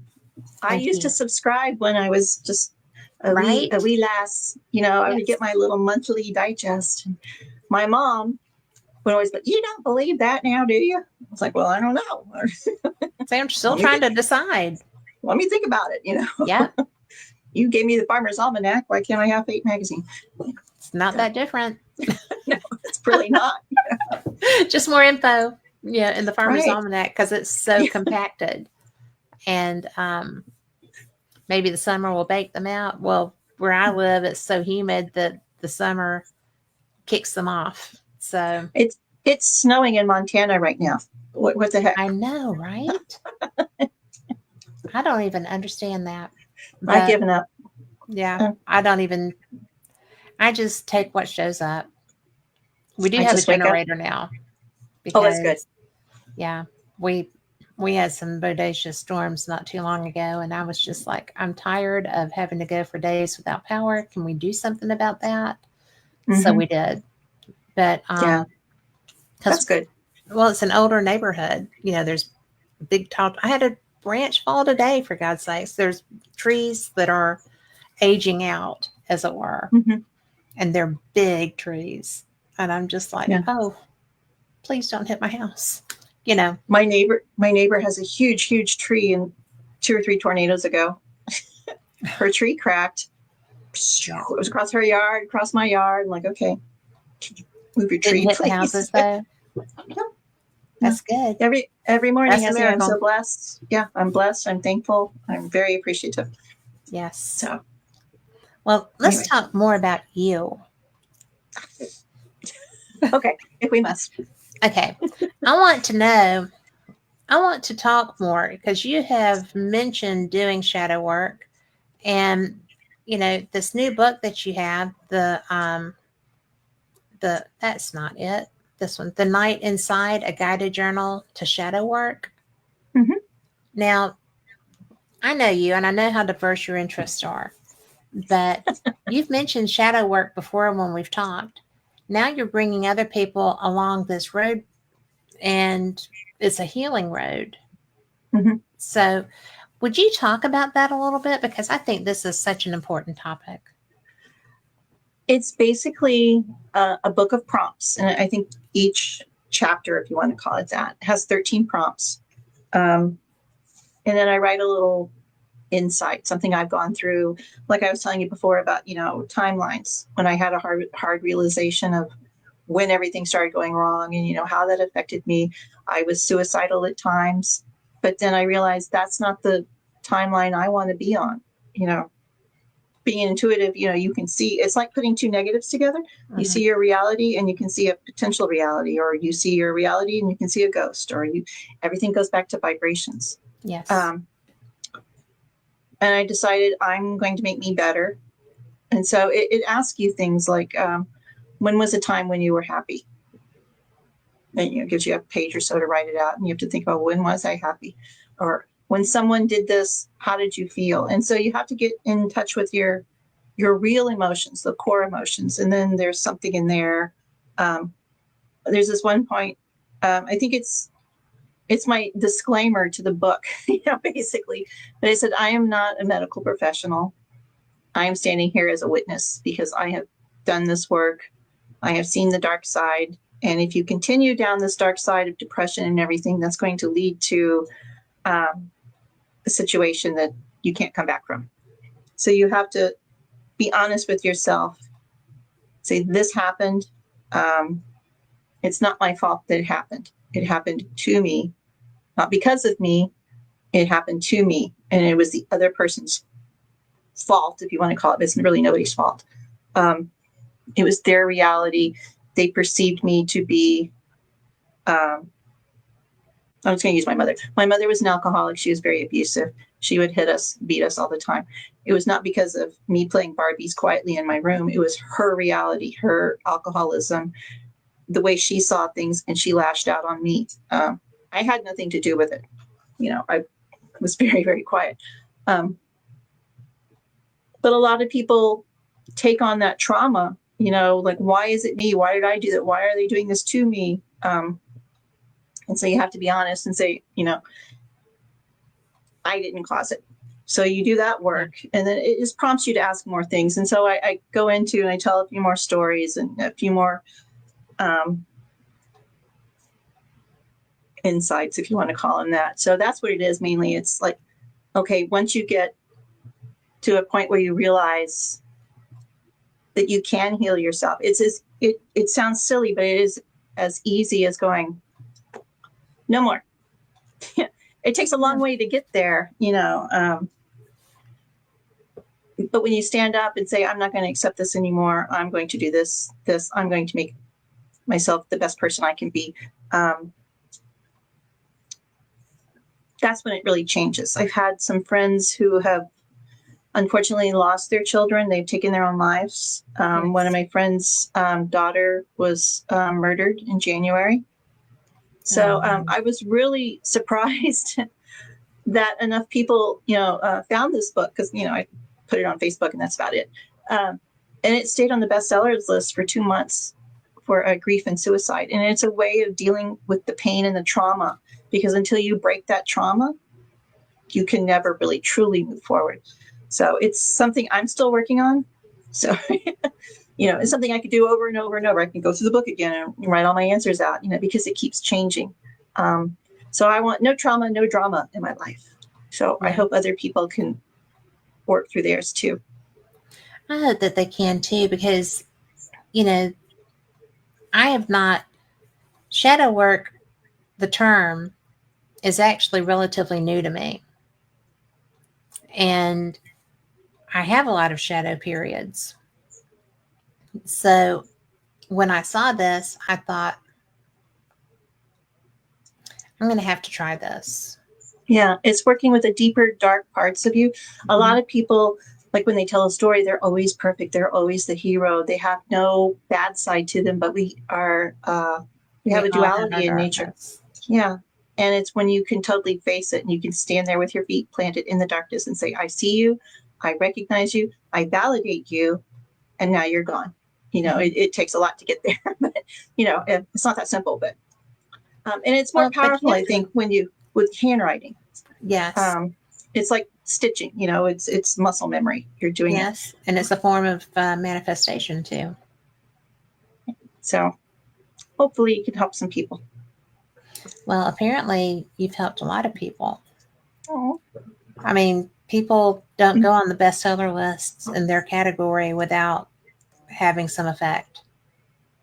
I hope so. I mean, because I've had so many, you see them on Facebook all the time. If you need a friend, you know, I'm always here, suicide hotline, you know, and there have been times when I've needed a friend and I reached out to people and they're like, oh, well, I can't help you right now, but I'll get back to you. Yeah. Yeah. I have 2 friends who've actually have been there for me when I needed a friend. I needed them both last week. You know? So they both stood there for me. And I love them to death. But most people are just too busy. They don't really, they're just saying it because it's, you know, trendy or whatever. You know? They don't really mean it. I think maybe people do mean that they want you to do that. Mhm. But when the time comes, it may not be a convenient time for them, or it may not be what they want to do that day, or Yeah. whatever. I think that the offer is sincere, but I don't think they really recognize what they're offering, That's true. because Yeah. it's very hard to stop your life to go and help do something. But there are times that I know if I hadn't had someone who would do that, I don't know what I would have done. Mhm. I mean, I was at a point where, because if I'm coming out and saying, I need this, or I just need, you know, I just need help. I'm not sure what kind of help, but I just need help. I need an ear. Yeah. And, you know, sometimes that's the hardest thing to find. Sometimes that's the hardest thing to say. Well, it is the hardest thing to say, especially if you pride yourself on not needing anyone. Yeah. Or I've You know? never had anyone, you know, Well, that too. Yeah. and I called a friend last week and I was in tears. I was in a very dark place and said, I need a friend. And she's like, what you need, babe? I got you. And, you know, she listened to me for a couple of hours. And that's all I really needed was to someone to be there and say, I've got you. What do you need? Whether or not she was actually going to do anything, I don't know. But, you know, but she was there. She offered She was supported. there. Yeah. And, you know, you need that support.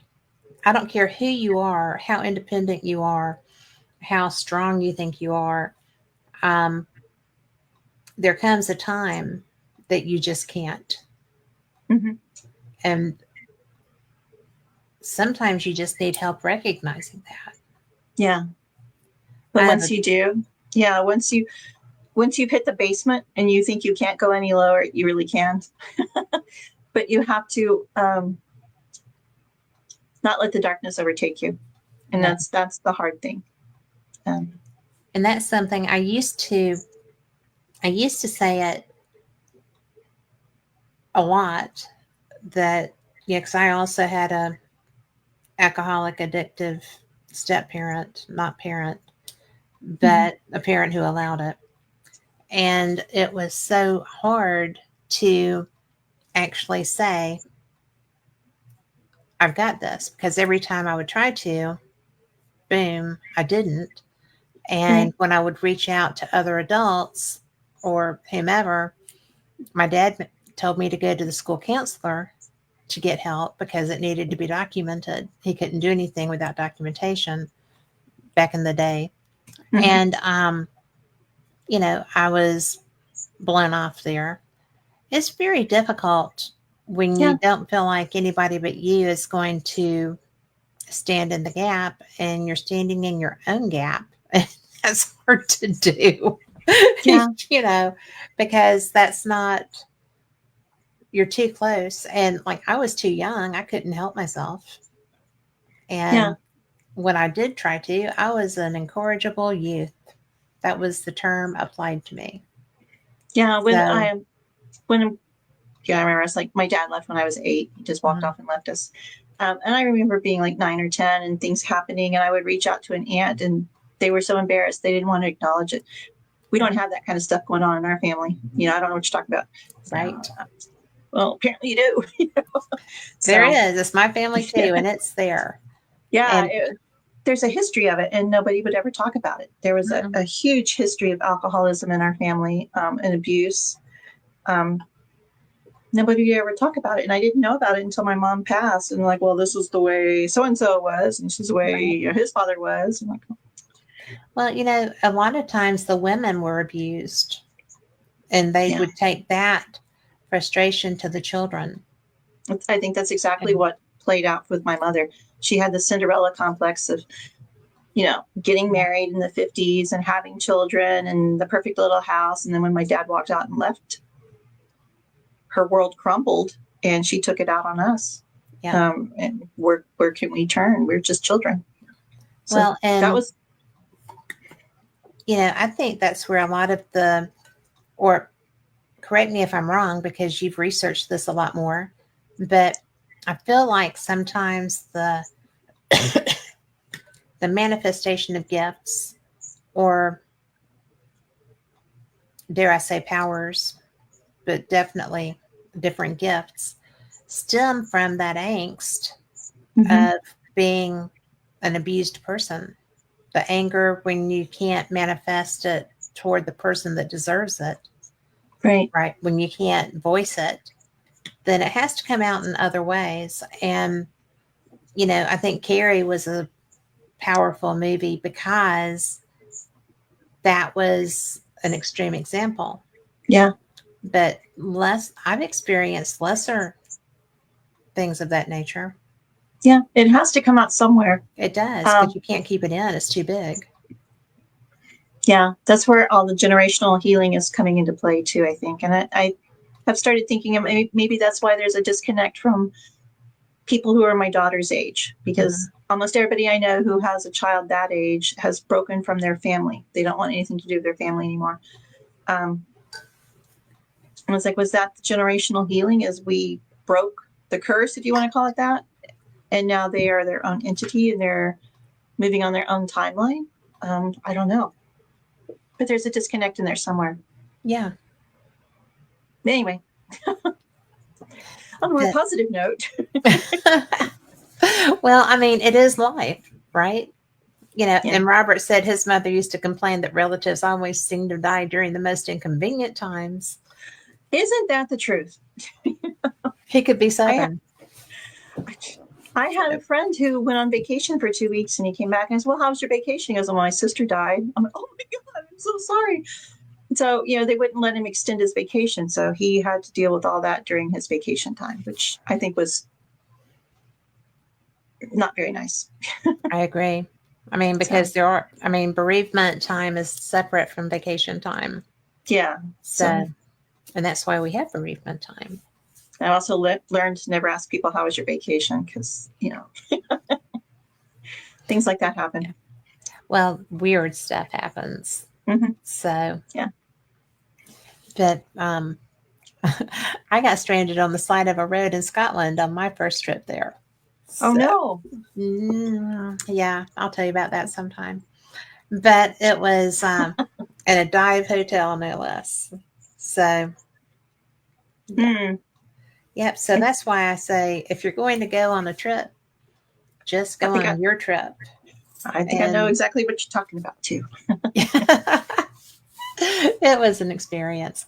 And I didn't die, so there's that. That's good. And yeah. I made some very good friends while I was there. And the the general manager at the Strathorn Hotel will always be my friend. I sent him a Oh, knight. that's nice. I sent him a knight statue. Oh, nice. So it had shining armor. But see, it's little stories like that that make us all so unique and so interesting. Yeah. And I have a gazillion of those. You know, and Yeah. it's not enough to write a book, but you know, I could tell, like the governor of Texas broke my nose when I was, 18 years old. You know, What did you say to him?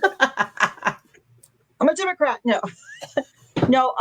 My thing was, and I was working at a hospital, and he was in the auditorium, and so my role was when he comes off the stage, he's going to exit, stage left. I open the door so he doesn't have to, one of those doors.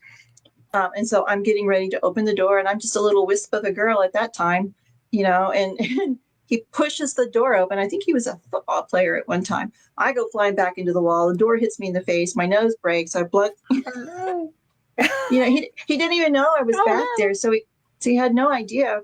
But I have all these little weird stories like this, Yeah. And so I've started a new little thing. It's called Buy Me a Coffee or something like that. So I'm putting all these, and you can like have memberships and stuff, but I'm just putting all my little stories out there, like weird things, like Yeah. life is filled. I'm like a paranormal Forrest Gump. Oh, look, it's ping pong, Yeah. I would read that. Well, it's Buy Me a Coffee / Victoria Monday. I just started it yesterday, so I'm going to be putting all my little weird stories out there. Just things that make us interesting. It's online. It's this little website, and it's called. I saw that. buymeacoffee.com. Yeah. And it's free to subscribe, and you can read the little stories. And if you want some of the deeper dives and some more of the weird stories, and there's membership levels, and it's just it helps supports the creative people with their little content projects and stuff. Or if you don't want to do that, you can just read the little weird stories about my nose getting broken, or the time Mr. Rogers sang to me in the middle of a cancer symposium. It's like, oh, okay. Thank you, Mr. So Rogers. funny. So it's just little weird things like that, So the dog has arrived. I hear you. Toby's down here. See, Toby's nice and quiet. For now, yeah. It's so fun because they always show up. Mm-hmm. And it's just a given. I have never once gotten through a show that at least one animal didn't make an appearance of some type. Well, they're part of the family. I mean, they are part of the family. I mean, we're friends, and we have that friendly vibe going. Why wouldn't they be in here? Exactly. Because it feels good. Yeah. It's just like, sitting in the living room talking. Well, it is. I mean, and I really am so impressed with you. But what kind of, do you do actual energy work? Yes. You're going to have to elaborate. No, just kidding. Energy work. Oh, you are such a mess. My book I'm currently working on, The 7 Lights, because I'm going through all this. Well, first I started with the shadow work because I'm trying to get rid of the trauma. Mm-hmm. Someone told me trauma lives in your body. I went, poo, that's crazy. And then I was in a yoga class, and I was having a really bad day. It was the anniversary of my dad's passing, and I was literally seeing him everywhere. He was in my face yelling at me, and I couldn't walk. And so I struggled to get into a yoga class, and the teacher saw me, and she came back, she put my hands on the bar, and she helped me get into these assisted stretch type thing where you're leaning back. And I didn't know what the heck she was doing. Oh my gosh. So make sure I watch my language. But as I was, squatting down, I literally, and so did she, so everybody in the room heard this loud pop. And I thought, seriously, my hip had broken. I just started crying. And I just didn't know what the heck was going on, and she was like, I got you. And she was holding on to me and making me go lower and lower. And all I could do was just cry like a baby, And I'm so embarrassed. I'm in the yoga class. Well, I later found out that was somatic yoga. Mm-hmm. And that is the entire point of somatic yoga is Yes. to get into these stretches and these movements where your tension is released. And I didn't know at the time that the part where my back is hurt, that's where you store your family trauma. Like, that's just crazy, but it's the right spot, so I'm working on that. So as I discover, the shadow work and now the somatic yoga, then I started learning about changing timelines. And so I would consider that energy work, because I would. I don't say it's candle magic or anything, but, let's look at the Catholic Church. What they do, you light a candle, you say a prayer. Same thing here. You light a candle, you vision what you want, always with gratitude and appreciation. Even, as my car was being towed off after it was totaled, I was devastated, but I was very thankful that I had those 14 years. It was a very old car. So you have to do everything with gratitude. So yes, I think that is energy work. I wouldn't say I sit here and burn bay leaves or write poetry or anything, but I did write a book. Or two. Which Way to My Soulmate is. So that's it's very funny. I put a lot of humor into that book, and it does have love spells in it. Thank you, ChatGPT. That is one of the things ChatGPT can do, is make love spells for you. But the whole book is about loving yourself first, respecting yourself, being authentic, loving yourself, taking care of you. And when you have all those elements put together, then love comes in. Romantic love, the boom chickie wow wow kind. Yeah. But you have to do all the other work first. So I think that's energy work too. I think that's definitely energy work, because you are not in a position to deal with that kind of relationship if you're unhealed and you're not. I mean, if you're going to have a relationship that's meant to be like the kind that will last forever, it's very difficult to be able to maintain that if you're not healed, if you haven't done some work. David, a case in point, we were married when I was 19 and divorced when I was 23. Oh, because but it was a fun I was 4 years. Well, it was, but there was a lot of fussing also, and I was not in a position, as far as emotional and energy wise and stable, because of the past traumas. I just could not give up control and share a life with someone. Yeah. And when I moved back to Birmingham and had my children, Allie was 4, she's 30 now, and we got back together, and it was just the perfect, and has been. I mean, obviously no relationship is perfect, because we're both very strong personalities and neither one of us is often wrong, right? So it makes it a lot of fun. But it took him literally saying, I am on your team. I love you. I'm here and I'm on your team. I'm not against you. For me to go, okay, done. Yeah. So people don't realize that trauma is the other person in the relationship. Absolutely. It's worse than the mother-in-law. Gotta get rid of them. By the way, Robert says he loves those green eyes. Forgive him. Aww. So, but are you single and near me? Just kidding. No. I don't know where he is. He's my friend, and I don't know where he lives. I don't know where I am half the time anyway, so it's okay. There's that. But anyway, so I totally agree that you have to do some work in order to not just manifest it, be able to accept it. I mean, there's a lot that people will gain from your books. Yeah. The War and Peace of the book I'm working on is 480 pages. I've got to cut it down because I was doing all this healing, the stretching and the shadow work and shadow whatever and love spells and all that kind of stuff. Then I realized as I was talking, a trainer at the gym, she was saying, okay, you need to massage your injured area and you need to do this way. I'm like, oh, it's because of the lymphatic system. She's like, what are you talking about? So I started explaining to her the lymphatic system. And then I was like, okay, well, it's the same thing like with your chakras. Your chakras are all aligned, energy flows this way and all this kind of stuff. And I realized that the one I'm talking about now is called the Seven Lights. It's Which, by the way, has a gorgeous cover. Oh, thank you. I'm learning computer art. I got that kind of time. Well, it shows. It's beautiful. Oh, thank you.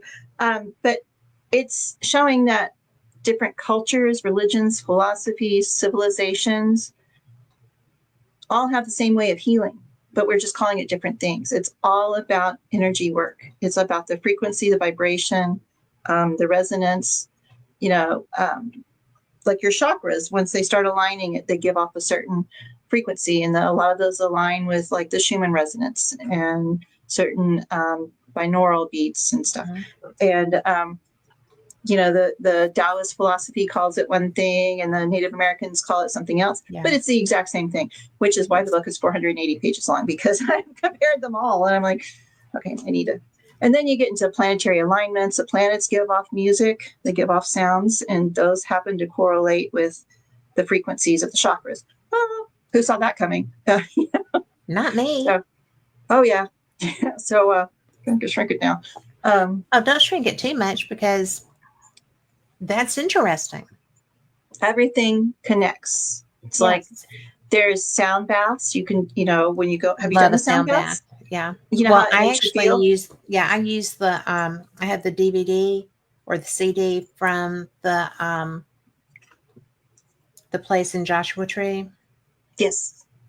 And I use that. But once you're there and they're actually all doing the crystal bowls and stuff, your teeth vibrate, it is just so your heart, your whole body, it changes your frequency. And yes. Oh, yes. That's it. That's what I use to clear my room before I do a show now. Oh, excellent. So, but that's the same. Yeah. When you go into the forest, there's a forest bath. I didn't know about that. Maybe that's why I always enjoy going to the forest, because I've done the Renaissance thing for decades now. I'm Marini. We always hang out in the forest. It's, you are grounded. You're brought back to center. You become, well, I don't want to say you become one with the trees, but you actually become one with the trees. And you're in resonance with the earth, which is Native American healing, Chaco Canyon, all that kind of stuff. It's the same every single place. So, you're so interesting and diverse. Oh, thank you. And I can't wait for that book to come out. Please don't cut it too much, or just make 2 volumes. Oh, good Lord. Have you seen the Rendlesham incident? I'm familiar with it. The book weighs 9 pounds. I looked it up on Amazon. Yeah. This is like 9-pound book. I think I might be in competition with that. But there's no pictures. So I have seen people I know in the paranormal field who are authors, and I always look because I'm interested in see how their books are doing. I want to support them, and I look at the details, see what the comments are and all that kind of stuff. And I've seen, books that are like 200, 300 pages. And then when I get them, I don't want to say I'm disappointed, but I'm disheartened to see that they're in large font, double print with lots of pictures. And a lot of people do that. This book has no pictures whatsoever. It's just words. That's all it is. Yeah. How did you break it down? First, I did chakras. So I went through all the chakras, the frequency, the alignment, what they correlate to. And then I went into sound, color, vibration, frequency. Then I broke it down even further. It's like, okay, what is the New Age equivalent to it? So we have sound baths, moon rituals, because the moon gives off a vibration, and some people feel, I'm very euphoric when it's a full moon. Never talk to me when it's a full moon. I'm like a little chipmunk. I will remember that. There's not a full moon now, is there? So it keeps coming back to the same thing over and over. No matter how you want to do it, like when you're in front of a candle, you're very complacent. You're very calm. You're very grounded. Mhm. So that's your frequency again. Yeah. So it just chapter after chapter, it's the same thing. And then my favorite chapter, I'll tell you because we're friends. Don't tell anybody. Is about the 1960s and the music of the Beatles. So there is a That's going to be frequency an in interesting trip. Yeah, there is. There's a frequency of the Beatles.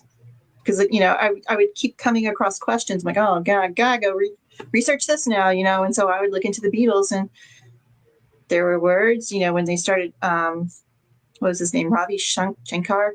Mhm. When George Harrison started working with him, well, there was some chords and some music in there. Anyway, but it was about. George Harrison was very mystical. Oh, I loved him. I think next to John, I think he was my favorite Beatle. Yeah. And I'm sorry, he lived the life. He walked the walk and he talked the talk. And so. I think so too. And Robert is in near Pittsburgh. That's outside of Texas. There are deets. There are deets there though. So, but I really think that I'm so fortunate that we're friends. Oh, me too. I'm so glad you contacted me today. Well, I will always contact you because I try not to bug people. Well, you don't bug me. But I'm sitting there and I'm thinking, I don't know what's been going on. I've had 2 people cancel on me. And, well, they have one was a very serious reason. And the other was just kind of like, oh, kid sick, but which is also serious. Not deriding that. But, I'd had a message from you. And I was just like, I am going to call her. I'm going to message her and see if she wants to come play. Because I knew you were working. So I knew you had something. And I'm looking for work. Well, but I meant working writing. So, what a great idea. Intense has create first volume, given the various historical groups. The second, more technical, sounds like a great book. It is going to be a great book. I'm excited for it. I need some help, Anton. Thank you, Robert. I've truly enjoyed this show too. You were so much fun.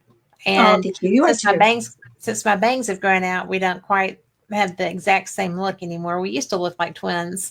So I stopped coloring my hair and look what it came out. Gorgeous. It's I always knew I had blonde hair. Well, I would dye it darker. So yeah. Why would you dye it darker? Because I always worked in male industries. I worked in television for 30 years, and they would treat you like you're an idiot, basically. Yeah, Barbie. So yeah. So I would always make my hair darker, and I did it so long I forgot what color my hair was. Well, my hair is pretty much every color of the rainbow with a lot of gray coming through, and it's the steel gray. My grandmother was like the steel gray. It's flavor seasoning. Well, I know, right? And I'm okay with that. But I wish that it was going to be a pretty gray instead of the one it's looking like it might be. No, it's gorgeous. Aren't we funny? How we always want something different than we have. I don't know. Just give me a tiny house with my cat. That's all I need. And my margarita machine. Well, if you have a margarita machine, I will come spend the night in your tiny house with your cat. Or on your porch if you kick me out. No, there's plenty of room. It's actually the way I'm designing it, because it has a flex room. I think that's where the litter box is going. But I could also make that an office, which I can do podcasts from, and it's separate from everything. And it's got lofts, 2 lofts. I mean, this is a lot more than 300 feet. Big porch with a fireplace. CE5. Awesome. Yeah. Well, CE5, because there's not many people that I would do that with, but I would do that with you. I do it myself, but I don't like doing it with groups because people are weird. The last time we did it, it was just 5, 6 of us. And I was with a friend who we'd gone and done it before. she had. This was her first time. Now that I'm thinking about it, it was her first time with our group. We didn't see things up in the sky, but it was so weird. Right straight up at midnight when we started our meditation, all the coyotes were around us and they all started singing, and it was just so weird. And there was a light, from the house, Right. and then it was darkness the rest of the way. And at the very edge of the shadows where the light and the dark broke, I could see little things sparkling. Yeah. And I didn't tell anybody what I was seeing, but I told my friend, I was like, I think I just saw something. And she was it over there? And I was like, yeah. She was it about 3 feet off the ground? I'm like, actually, yeah, it was. And she was it sparkling and kind of shimmering? I'm like, that's exactly what I saw. So she saw it too. So now I know I'm not totally crazy. But now things are coming on the ground. So I'm optimistic about the next one. That sounds fun. Well, you'll have to tell me about it. Okay. Yeah. We'll bring you back to talk about CE5 because it's really interesting. Oh my gosh, yes. Yes, we'll do that. But we're out of time. So, okay.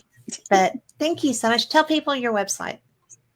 Well, it's just my name, VictoriaMonday.com, or you can do buymeacoffee.com/VictoriaMonday, or you can find me on Facebook. I have a business Facebook page. It's Victoria Monday's Paranormal Activities, where I try and highlight my books and the cat. You got it.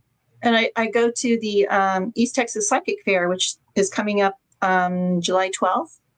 It's in Tyler, Texas. So I'll be there. And I'll be doing tarot readings and just, meeting people and probably chatting and giggling because that's what we usually end up doing.